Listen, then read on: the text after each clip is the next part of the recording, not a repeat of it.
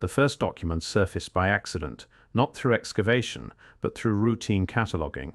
A municipal ledger from 1888, bound in fading cloth and indexed under drainage improvements, listed street works across central Belgrade with the dry precision of accounting rather than discovery. Line after line recorded, cubic meters of earth removed, labor hours approved, masonry quantities ordered, and completion dates stamped in identical ink. It was the depths that slowed me.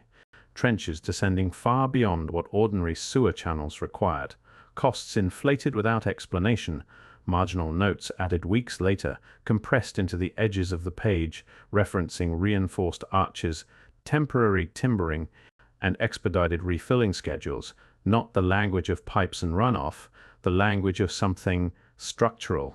Maps accompanied several entries, folded sheets, creased from repeated handling, showing narrow corridors beneath thoroughfares that had no business hosting them. Vaulted forms penciled lightly, as though the drafter hesitated to emphasize what he was recording. Cross-sections stopped mid-page, clipped before they reached natural soil. The names attached to these records revealed nothing personal. Surveyors identified only by initials, engineers signing off with formal stamps, clerks approving expenditures without comment. The city appeared in fragments, a machine communicating with itself through paper. Nothing in the archive called the work unusual, yet the numbers refused to cooperate. Excavation depths exceeded foundation standards. Brick thicknesses rivaled load-bearing walls. Timber braces were requisitioned in quantities reserved for tunnels, not cellars. And everywhere, the same instruction repeated in the margins. Backfill immediately, seal access, restore, surface grade. No diagrams survived beyond rough drafts. Several plates were referenced, but never filed. Payment orders arrived faster than review schedules allowed. Entire sections of work were marked complete within days of discovery. It felt procedural, efficient, almost bored. That was what unsettled me. If something unexpected had been uncovered beneath Belgrade's streets, the records did not panic. They adapted. They reorganized budgets, accelerated labor, and erased detail with quiet competence. By the final pages, one phrase appeared, often enough to stop reading like coincidence. Vaulted void encountered. No measurements attached. No justification offered. Only a new column added to the ledger. Earth removed. Stone installed. Surface restored. The street, according to official memory, had never changed. And yet the paperwork suggested otherwise. Somewhere between the numbers, between the truncated diagrams and the hurried authorizations, something solid had forced the city to rewrite its plans. The archive did not explain what that thing was. It merely recorded how quickly it had been covered. The ledger entries pointed toward drawings that no longer existed in full, but the council minutes preserved their titles with bureaucratic indifference. Cross-sections of roadway reinforcements, structural reinforcement schematics, subsurface stabilization plates.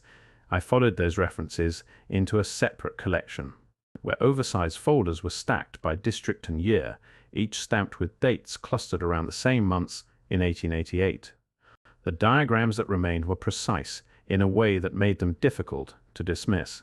Arches sketched beneath streets too narrow to justify them, load calculations extending far beyond surface traffic, masonry thicknesses rivaling those of civic buildings rather than drainage channels.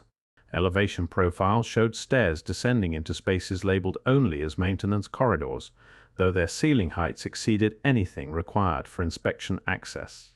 Some sections hinted at chambers that did not sit naturally within surrounding strata, as though older volumes had been adapted instead of created.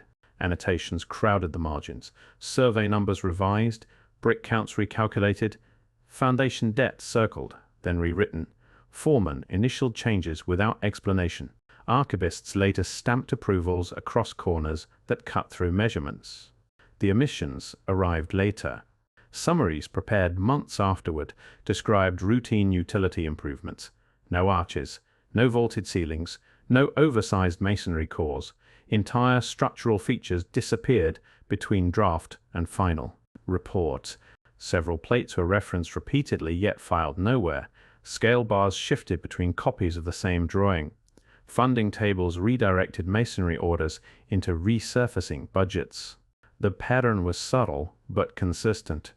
Something documented carefully at first had become inconvenient by the time it reached official memory. By the end of the file, one clerk had penciled a note beside a missing cross-section. Revised per directive. No directive was attached. Only silence where the geometry had been. The drawings led naturally to photographs, though they were never filed alongside engineering reports. They appeared instead in restoration dossiers, tucked between facade, assessments, and mortar analyses, taken decades later for reasons that had nothing to do with 19th century excavation. Basement windows sat beneath sidewalks. Stone frames half submerged in asphalt, decorative arches clipped by pavement lines. Iron grates positioned where ground level should have been, not 2 meters above them. I began treating each image as a measurement exercise rather than an aesthetic record. Brick courses counted upward from buried sills, stair landings traced downward from street doors, handrails terminating where floors no longer existed. Several buildings required 3 full steps down before reaching what modern plans labeled the ground floor. Others showed staircases that began below the sidewalk and continued deeper still, their lower portions walled off during later refurbishments. Construction crews appeared only as permit numbers. Heritage boards surfaced through approval stamps, and cautionary language about historical character preservation. The documents never asked why windows had sunk. They simply accommodated the fact that they had. Contemporary renovations reopened sealed levels beneath courtyards and service corridors. Contractors drilled into voids that did not appear on cadastral maps. Soil layers, recorded in core samples, varied abruptly, from 1 meter to the next. Dense clay pressed atop brickwork, then compacted gravel sealing older masonry. Municipal statements responded carefully: routine redevelopment, historical quirks, no cause for concern. But the images kept aligning with the 19th century cross-sections, sublevels that should not have existed, stories that had been lowered rather than removed, and foundations that looked less like construction than inheritance. The photographs suggested buried stories. The soil confirmed something heavier. Core samples taken beneath courtyards and service corridors were lobbed decades after the original excavations, part of routine redevelopment surveys that rarely attract attention beyond engineering firms and zoning committees. Cylinders of compressed earth, sealed in plastic sleeves, stacked in storage rooms beside foundation reports and drainage plans. I read them like timelines. Dark loam near the surface, modern fill beneath it. Then abruptly, a dense clay band pressed so tightly it resisted coring equipment. Beneath that, brick dust, lime mortar, cut stone fragments, and below those, gravel layers, compacted with a force that did not match gradual settling. River records became necessary. Floodplain maps, seasonal rainfall logs from the late 19th century, municipal accounts of overflow events along the Sava and Danube. None recorded a deluge large enough to deposit uniform sediment across entire districts, let alone seal masonry beneath meters of compressed earth. Laboratory stamps replaced faces, petrographic analyses signed by initials, grain distribution tables approved by municipal departments. The language stayed cautious, inconclusive. Disturbed strata, urban interference likely, methodology sections shortened where deeper layers appeared. Numbers told a different story. Particle size distributions changed too cleanly. Sharp boundaries separated soil types that should have blended over time. Gravel lenses flattened like poured material. Clay horizons stretched laterally across multiple blocks. Recorded in separate redevelopment projects decades apart, construction timelines began to strain. If those layers predated resurfacing campaigns, then buildings had been modified after burial, not before it. If they postdated 19th century records, then excavation depths in the ledgers were incomplete. Neither option fit comfortably. Zones, marked for future redevelopment, began appearing in internal memoranda with new language attached. stabilization pending, access deferred, independent sampling unnecessary at present stage. Several sites flagged for sealing, permit applications stalled, archive requests returned partial files, entire soil profiles were summarized instead of reproduced, reduced to single-line conclusions that avoided depth figures altogether. The paperwork grew cautious. The material did not. Where brick fragments appeared beneath clay, foundations ended abruptly, their tops flattened as though cut clean before being submerged. Stone courses ran horizontally until they vanished into sediment rather than rising toward daylight. Buried architecture does not settle quietly. It waits. By the end of the geological files, the vocabulary shifted from technical to administrative. Restricted zones, deferred analysis, coordination required. The ground beneath Belgrade had stopped being a construction problem. It had become a procedural one. Soil profiles and buried windows pointed downward.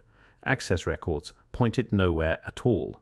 Maintenance requests described flooded chambers that did not appear on public schematics. Pump logs recorded water extraction from coordinates labeled only with internal codes.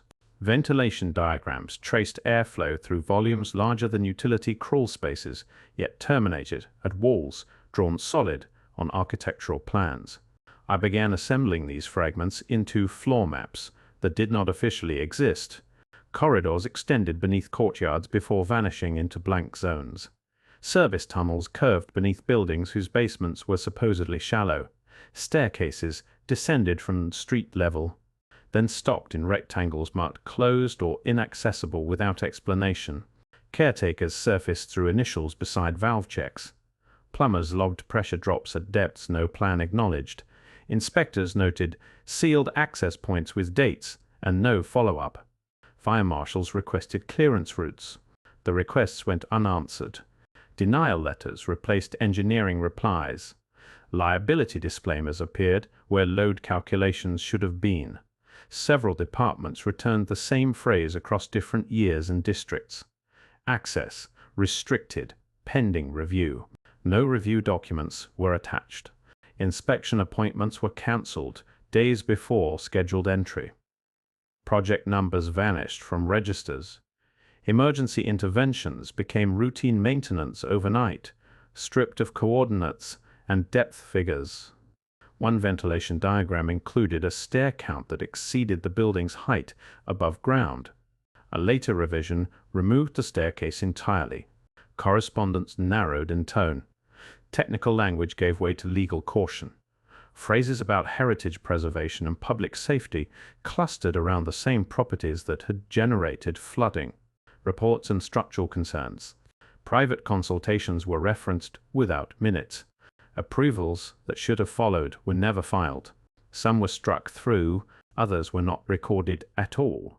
By the time the maintenance logs reached their final revisions, the spaces beneath Belgrade had been converted into abstractions, zones, interfaces, restricted areas, not rooms, not corridors, not stairwells, just administrative silence where geometry had once been measured. Once access disappeared, money took its place. Excavation reports thinned out in municipal files after the first soil anomalies were recorded. In their absence, procurement registers expanded. Orders for crushed stone, lime mortar in volumes exceeding foundation repair needs. Asphalt shipments routed through districts where subsurface work had supposedly concluded. Emergency authorizations approved outside the normal tender cycle. I followed ledger codes instead of corridors. Each contract carried location markers that no longer appeared in engineering plans. Supplier invoices referenced cubic meters of fill material delivered to properties officially undergoing surface refurbishment. Labor allocations ballooned while inspection budgets contracted. Survey teams were reassigned to unrelated projects weeks before deeper cores were scheduled. Columns replaced cross-sections. Accountants appeared only through signatures in the margins. Council treasurers initialed accelerated payments. Contractors invoiced night work and sealed access points without describing what had been sealed. Several entries clustered tightly in time. Within 4 days, multiple districts received identical funding adjustments. Excavation lines struck through. Backfilling doubled. Completion deadlines advanced by months. Emergency clauses invoked where no disaster had been recorded. The language stayed procedural, operational necessity, risk mitigation, urban stabilization. No reports accompanied the decisions. Earlier survey requests vanished from later financial summaries. Their project numbers reappeared, attached to resurfacing initiatives and heritage reinforcement schemes that avoided depth figures entirely. One invoice described the transport of debris from below-grade structures. A later version shortened it to removal of spoil. Another replaced the phrase with site preparation. The amounts remained unchanged. When I overlaid spending patterns with cancelled inspections and sealed basements, the alignment stopped feeling coincidental. Resources flowed toward concealment at the exact moment access narrowed and documentation thinned. Budget committees had approved the shifts unanimously. No minutes recorded discussion. Treasury memos cited interdepartmental guidance without reproducing it. Authorizing bodies were named only by acronyms that referred back to one another in loops. At the bottom of several ledgers, the same accounting code appeared. Expedited closure, no definition followed. What had once been an engineering puzzle now carried institutional weight. Silence, it turned out, required funding. The paper trail climbed. Municipal correspondence ended where ministerial letterhead began. Directives arrived, folded into routine circulars, framed as safety coordination and infrastructure optimization, distributed to departments that had not requested. Intervention, the phrasing repeated with mechanical precision, temporary suspension of subsurface activity, reprioritization of urban stabilization, alignment with national risk frameworks. None cited measurements. I set the language beside the engineering reports. They replaced. Load calculations were absent from the orders. Soil classifications vanished. References to vaulted cavities and sealed corridors dissolved into generalized hazards, and this undefined void mitigation protocols. Where diagrams once appeared, there were only paragraphs. Titles replaced signatures. Deputy ministers, infrastructure secretaries, regulatory directors. The individuals behind the seals remained invisible, reduced to officers that authorized action without entering the technical record themselves. Several memos carried identical sentences, not similar, identical. Across agencies that normally issued independent assessments, the same cautionary clause surfaced word for word, down to punctuation. Closure pending comprehensive review by appropriate authorities. The authorities were never named. Dates told their own story. Engineering teams received suspension notices hours before scheduled inspections. Heritage boards were instructed to defer inquiries without explanation. Archive clerks logged classification changes on files that had not been requested for review. In one margin, a civil servant had written a question mark beside a paragraph. It had been crossed out in pencil. Subsequent releases to the public reframed the work as routine maintenance.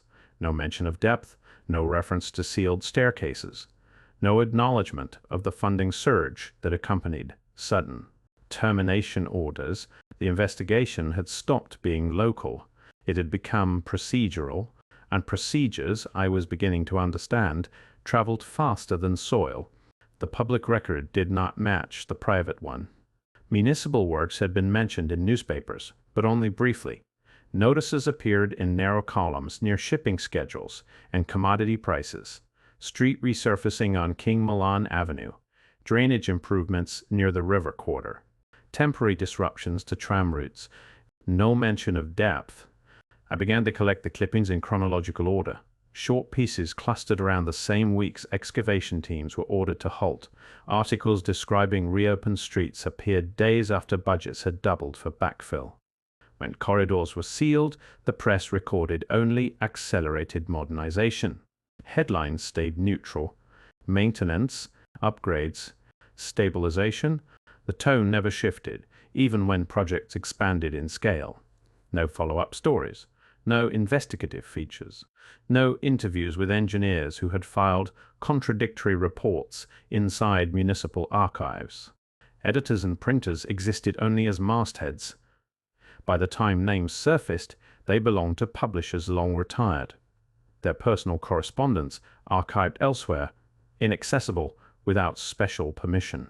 One item ran for 3 sentences, another for 2, a third announced completion before procurement ledgers showed materials delivered.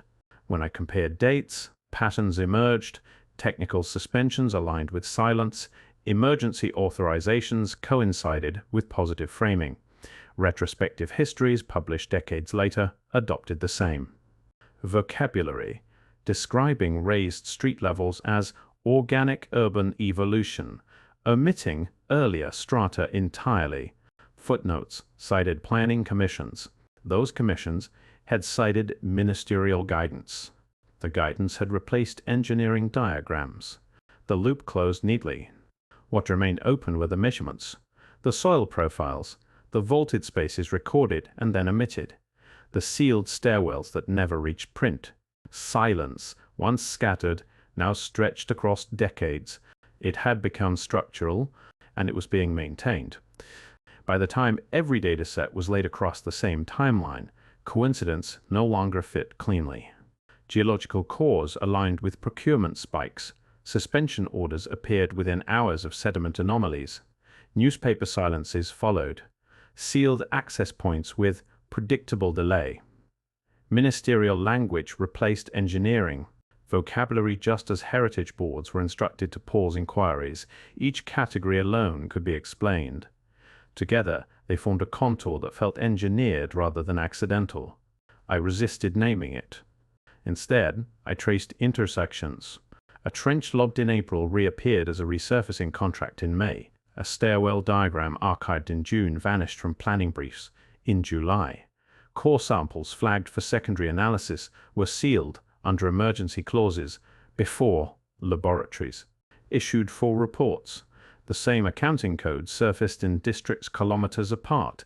The same phrases migrated across departments that normally disagreed on terminology. Workers, surveyors, archivists, officials, journalists remained present only through artifacts they had left behind. Initials in margins, redacted paragraphs, procurement numbers without scope descriptions, headlines that never asked what lay beneath the pavement. The city began to look less like a collection of isolated projects and more like a system learning to live with something it had not built. The question shifted quietly, not what had been uncovered, but what had already been there. Vaulted ceilings documented and then erased, foundations deeper than 19th century engineering required, sublevels incorporated into drainage networks rather than excavated, street elevations raised until older layers disappeared into everyday infrastructure. Accommodation replaced investigation. Across decades, administrators adjusted rather than exposed. Engineers recalculated instead of excavating. Planners normalized depth discrepancies by building upward. Residents walked over revisions embedded in stone and sediment. No record explained who designed the buried structures. No archive preserved original construction permits. What survived were adaptations, policies shaped around absence, budgets devoted to concealment, language tuned to soften discovery. Standing at the end of the sequence, I could only map what converged, not why. The evidence refused to close into a theory. It stayed open, heavy, unresolved. A city resting on foundations no one officially remembered laying, and generations learning methodically to build on top of them anyway. In the end, the investigation did not conclude. It narrowed. There were still basements that could not be entered, corridors listed in ventilation diagrams that did not appear on emergency maps, archive boxes labeled with inventory numbers that corresponded to files no longer present inside them, permit requests suspended indefinitely under clauses that required no public justification. entire volumes removed from circulation, without replacement, copies logged. What remained accessible formed an outline rather than a statement. Patterns without signatures, decisions without recorded authors, foundations that existed in drawings but not in official histories. Institutions continued to surface only through the structures they maintained. Maintenance schedules replaced excavation proposals. Risk assessments substituted for geological inquiry. Policy memoranda grew longer as technical appendices disappeared. Silence became procedural, administered through routine. Standing above the streets where the earliest records pointed, I could only mark where access ended. The pavement resurfaced in phases, tram lines recalibrated, sewer upgrades routed around older voids, building permits approved, with footnotes referring to legacy conditions that no document ever defined. The conflict settled into its final form, not discovery versus denial, but memory versus erasure. The city moved forward, while its lower levels remained suspended in administrative amber, sealed behind legal language and deferred authority. Traffic passed overhead. Sidewalks filled. New facades rose without acknowledging what supported them. What lay beneath Belgrade did not demand belief. It demanded accounting, and until the archives opened, the chambers were entered and the foundations traced to their origin. The unanswered questions would remain embedded where the streets refused to look, waiting for someone with permission to dig again.